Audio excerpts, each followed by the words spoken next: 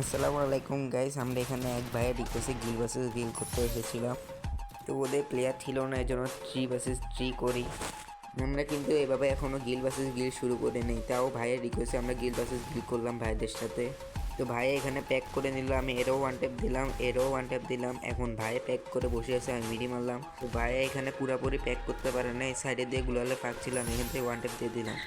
এই রাউন্ডটা আমরা এভাবে উইন হয়ে যাই। কিন্তু পরের রাউন্ডে আমাদের সাথে যা ঘটে তার জন্য আমরা মোটেও উপস্থিত ছিলাম না।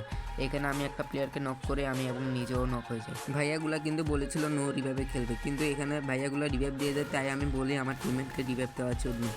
আমার টিমমেট আমাকে তো রিভাইভ দিয়ে দেয় ঠিক, কিন্তু তারপর যা হয়, আমার পিছে একটা প্লেয়ার ছিল, এটাকে আমি ডাউন করে দেওয়ার পরে এখানে সামনে একটা প্লেয়ার ছিল গুলালের ভিতরে প্যাক হয়ে বসে আছে, সাইডে একটা প্লেয়ার ছিল, এটাকেও আমি হেডশট দিয়ে ডাউন করে দিই। কিন্তু এখানে এই প্লেয়ারটা আমাকে লাস্টে দিয়ে মেরে দেয়।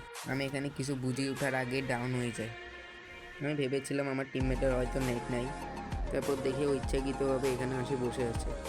এটার পর কী হলো তোমরা নিজেই দেখে নাও। আমাদের টিমমেট ওটা রাউন্ড বের করতে পারে না। এর মধ্যে তোমাদেরকে একটা কথা বলে দিই, যারা 1v2 ট্রাইআউট দিয়ে গিলে ঢুকতে চাও তারা আমাদেরকে ইনবক্স করতে পারো, আমরা সবার রিপ্লাই দিয়ে থাকি।